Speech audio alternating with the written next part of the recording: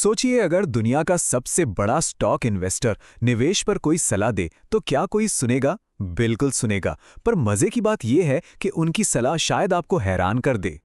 और ये सलाह किसी और की नहीं बल्कि वॉरेन बफेट की है। वही वॉरेन बफेट जिनकी 130 बिलियन डॉलर से भी ज्यादा की दौलत दशकों तक एक एक करके सही कंपनियों को चुनने से बनी है।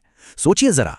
तो सवाल यही उठता है कि जिस इंसान ने अपनी पूरी जिंदगी बेस्ट कंपनियों को ढूंढने में लगा दी, वो अपने ही परिवार के लिए इतना सिंपल सा रास्ता क्यों सुझा रहा है?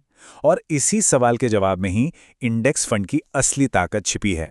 तो इस जवाब को समझने के लिए चलिए एक छोटा सा काम करते हैं। मान लीजिए हम सब एक रेस्टोरेंट में हैं और हम एक थाली ऑर्डर कर रहे हैं। अब देखिए, जब हम किसी रेस्टोरेंट में एक थाली ऑर्डर करते हैं तो हमें अलग अलग से दाल, सब्जी या रोटी मंगवाने की टेंशन नहीं होती, है ना? एक ही ऑर्डर में सब कुछ हमारी प्लेट पर सज धज कर आ जाता है। इंडेक्स फंड बिल्कुल बिल्कुल ऐसा ही है। जैसे थाली में रोटी, दाल, सब्जी सब होता है, ठीक वैसे ही एक निफ्टी 50 इंडेक्स फंड में भारत की टॉप सबसे बड़ी कंपनियां होती हैं। मतलब जब कोई एक निफ्टी 50 फंड खरीदता है तो वो एक ही झटके में रिलायंस, टीसीएस और एचडीएफसी बैंक जैसी बड़ी बड़ी कंपनियों में हिस्सेदार बन जाता है। बस एक क्लिक और पूरा मार्केट पोर्टफोलियो तैयार। इन्वेस्टिंग की दुनिया में इस तरीके को कहते हैं पैसिव इन्वेस्टिंग।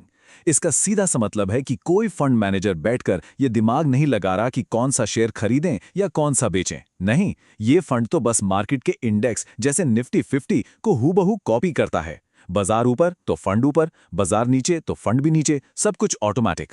लेकिन सवाल यह है कि क्या ये ऑटोमैटिक तरीका उन एक्सपर्ट फंड मैनेजर्स से बेहतर हो सकता है जो दिन रात 24 घंटे रिसर्च में लगे रहते हैं? चलिए देखते हैं आंकड़े क्या कहते हैं, क्योंकि कहानी कुछ और ही है। यहां पर इन दोनों का फर्क समझना बहुत जरूरी है।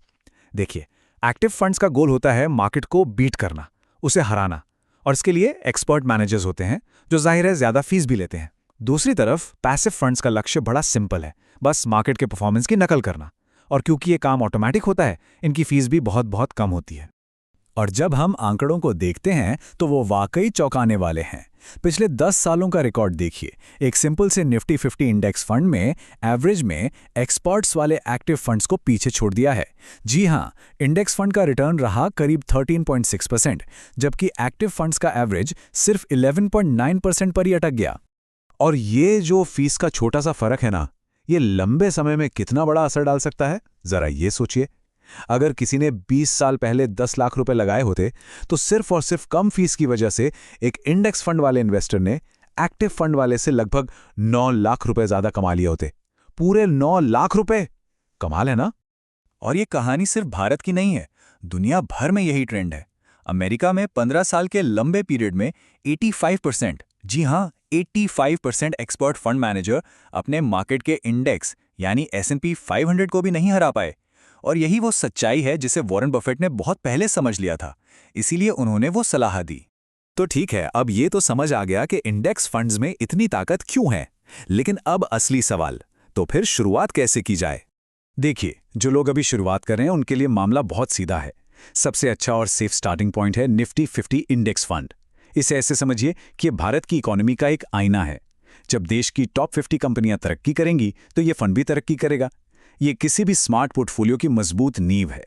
जब आप मार्केट में देखेंगे तो कई सारे टॉप निफ्टी 50 इंडेक्स फंड्स मिलेंगे, पर मजे की बात यह है कि आप पाएंगे कि उनकी फीस और उनके रिटर्न्स लगभग एक जैसे ही हैं। इसका मतलब यह हुआ कि कौन सा चुने, इस पर ज्यादा सिर खपाने की जरूरत नहीं है। सबसे जरूरी है बस शुरुआत करना। और प्रोसेस तो वाकई बहुत ही आसान है। स्टेप 1, कोई भी एक अच्छा सा निफ्टी 50 इंडेक्स फंड चुन लीजिए। स्टेप 2, एक SIP यानी कि सिस्टमैटिक इन्वेस्टमेंट प्लान सेट कर दीजिए। इससे हर महीने एक तय रकम अपने आप इन्वेस्ट होती रहेगी। और स्टेप 3, बस फिर धैर्य रखिए और अपने पैसे को मार्केट के साथ साथ ग्रो होने दीजिए। तो चलिए वापस अपनी थाली वाली बात पर आते हैं। अगर हम अपने पूरे इन्वेस्टमेंट को एक थाली की तरह देखें तो इंडेक्स फंड उस थाली की रोटी है। सबसे जरूरी, सबसे बेसिक चीज जो पूरे खाने को एक बेस देती है। इसके बिना पोर्टफोलियो कह सकते हैं कि अधूरा है। तो आखिर में एक सवाल छोड़ जाते हैं, अगर इंडेक्स फंड आपके पोर्टफोलियो की रोटी है तो फिर साइड डिश में क्या होगा? आपकी दाल, आपकी सब्जी, आपका अचार, ये सब क्या होंगे? और यही सवाल आगे की इन्वेस्टमेंट जर्नी की नींव रखता है।